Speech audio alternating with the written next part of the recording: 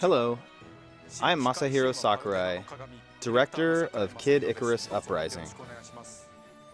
This may be a bit sudden, but I'd like to start by introducing the game's multiplayer modes.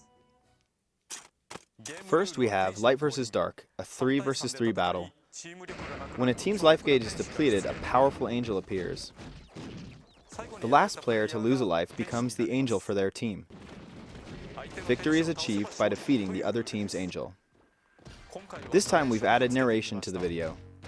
The battle you're about to see plays out in a flurry of offense and defense like Smash Brothers. Okay, roll the tape. Let's introduce the teams in today's Light vs. Dark match. The Light team features Beam Claws, Fairy Orbitars, and a Twin Bellows Cannon. And the opposing Dark team comes with an Insight Staff, Black Club, and Bowl Arm. Okay, there's our mystery bonus. And ready? Go! From the get-go, we see a Mega Laser power activated. Both teams are now on the move. Notice the square cursor displayed on enemies? That indicates an enemy is within firing range. Here we see Black Club riding grind rails and firing giant steel balls. Both are unique to this map. It looks like Beam Claws is trying to get in close on the Bowl Arm.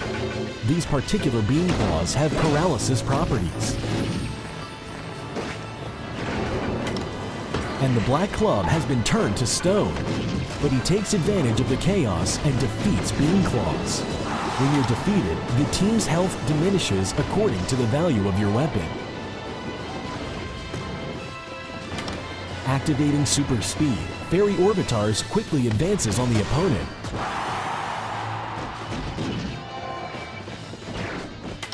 Bowl Arm has respawned and is making his way up to the central island.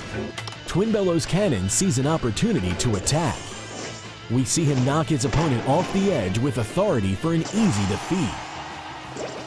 With their team health depleted, the Dark team is now slightly behind. But Bowl Arm has returned for revenge, bringing the two teams even. Here we see the Insight Staff on the run. Beam Claws takes note and pursues. Beam Claws can't find him, and there he goes. He's left the scene. It is definitely in the Insight Staff's best interest to get distance on opponents. But Beam Claws takes advantage of excellent foot speed to close the gap. An opponent on a grind rail is an easy target.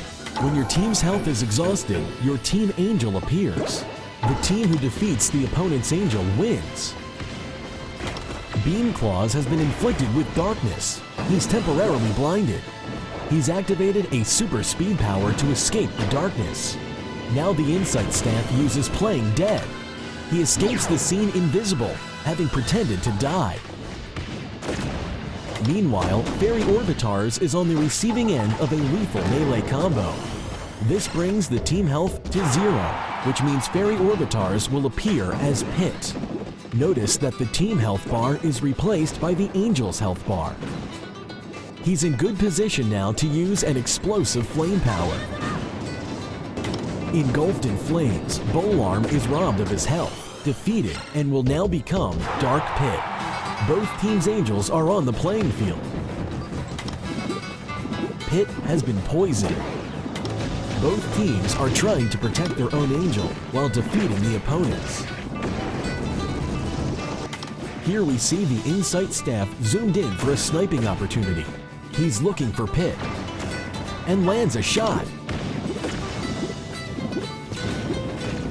Dark Pit is taking damage from a fierce claw combo, but a Black Club shot saves him. If you're an angel, your health will decrease slightly when your teammates are defeated. The flames have worked down Pit's health to dangerous levels. He's barely hanging on. Meanwhile, Dark Pit is hiding on the central island. But here comes Beam Claws. Beam Claws turns a slash into a brutal combo. Dark Pit has been knocked off the edge. The Light team wins, courtesy of a fine finishing combo from Beam Claws. Beam Claws is awarded with a mystery bonus, a virus power. And a burst blade is awarded as well. Thanks for tuning in, everyone. How was it? It might seem a bit chaotic at first, but it's a lot of fun once you get the hang of it.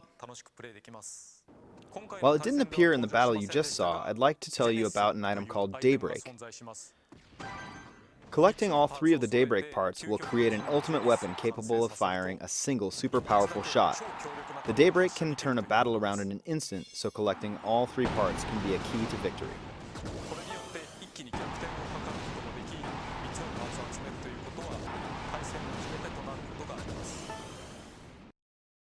Multiplayer mode can also be played over the internet. While testing the game, I've played against players in both North America and Europe. Also, while we've shown you a match of 3 versus 3 this time, there's also a free-for-all mode. The 3 elements that decide victory in this game are weapons, powers, and items.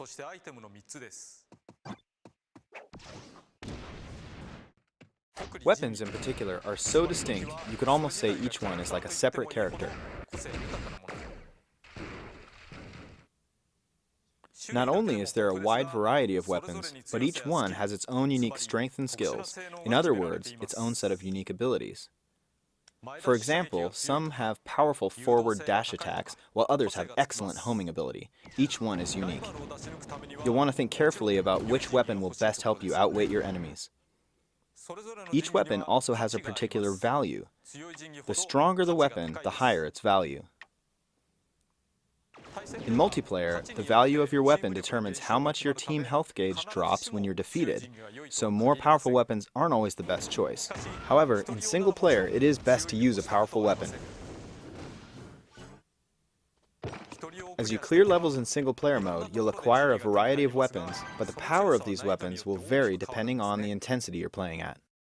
Now I'll offer a brief explanation of single player mode. While Pit is an angel who can't fly, the power of flight grants him the ability for 5 minutes as he heads towards his next battleground. These are air battles. After that, he lands on the ground and heads towards the boss. These areas are land battles. Then comes the boss battle, when you take on the boss. These 3 battles combine to make a single chapter. Next, the Fiend's Cauldron is an extremely important element in Icarus Uprising. Here, I'll play the game to show you. When you start a chapter, the more hearts, which function like currency, that you pile on, the more the intensity will rise. As it goes up, so does the intensity of your enemies, but also the rewards you can earn. For example, this is Intensity 2.0. It's pretty laid back. You can defeat enemies one after another as they appear.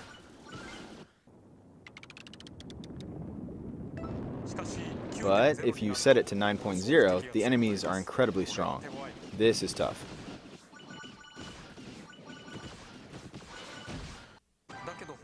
As you raise the intensity, the items you receive will be that much better. And you won't just get better weapons, you'll earn more hearts as well. But if you lose all your health, the Fiend's Cauldron tips over and some of your hearts will spill out.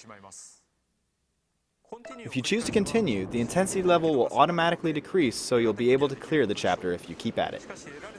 But the strength of the weapons you earned will drop, and you'll also lose whatever hearts you wagered.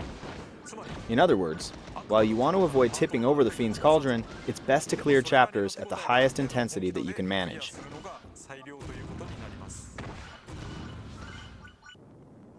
I recommend raising the intensity slowly, without taking on too much at once. You'll have plenty of time to take on chapters at a higher intensity once you've developed a strategy and learned where enemies appear. Additionally, you can lower the intensity as well. At 0.0, you're basically invincible, but you have to pay hearts. Now let me give you just a couple of tips for air battles. Basically, if you fly in a large circular pattern, you can avoid most of the enemy shots. You'll be fine if you just rotate continually like this and shoot without overthinking it. But when you raise the intensity level, this tactic won't be enough to keep you safe. At times like that, I recommend taking a break from shooting. When you're shooting, most weapons slow you down by about 75%. So there are times when it may be better not to shoot. There are some weapons, like claws, which are naturally faster, and orbitars that don't slow you down. Using a club is another option. Its reach may be short, but by just swinging it around, you can knock enemy shots back where they came from. And when all else fails, you can always use a special attack. Next, let me introduce the powers we saw earlier in the multiplayer match. These are limited-use special abilities you can take with you, and they can be used in both single-player and multiplayer modes. In single-player, though, you'll only use them during LAN battles. Touch the icons in the bottom left corner of the touchscreen, or use the plus control pad to select and use them. When deciding which ones to bring with you, you'll have to fit them into a panel. It's a bit like packing a lunchbox. They come in all shapes and sizes, so you'll have to fit them in well. Once you've chosen the powers you want, you can tap a button to autofill the rest. In multiplayer, you can create weapon and power sets in advance, so you'll be ready to jump right into battle. I should mention, there are other ways to get new weapons. One of the more distinct ways of getting them is through fusion. Here you can combine two weapons to produce one with even greater power. When fusing weapons, some of their attributes and skills can be carried over. For example, you could fuse a short-range weapon with a long-range bonus, or create a weapon that particularly excels at melee attacks. The game also uses Street Pass functionality. Using Street Pass, you can create items called weapon gems. Weapon gems will be created from the weapons you have, and you'll exchange these gems with other people as you pass them. Creating weapon gems won't actually cause you to lose weapons. You can use the gems you got from people to fuse weapons, or receive the weapon in the gem, but this will cost you some hearts. You can also grind weapon gems up to earn a few hearts. Additionally, we plan on sending out one weapon seed per day via Spot Pass. Finally, let me show you what comes packed in with Kid Icarus Uprising. First, there will be 6 AR idol cards. When you scan them, you'll receive character models called idols, and you can even make them battle. The cards you'll receive are decided at random, so it might be fun to compare cards with your friends. And there's one more thing, the Nintendo 3DS stand. This is it. It's a simple stand, but it's handy for games such as this that use the stylus and circle pad simultaneously.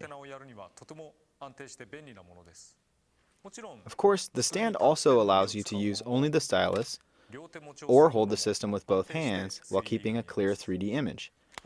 The stand can also be conveniently folded down, making it quite compact. You can, of course, play Kid Icarus Uprising like this, so choose the playstyle that works best for you. Also, I plan to explain more about the ideas behind multiplayer mode and the Fiend's Cauldron in Iwata Asks.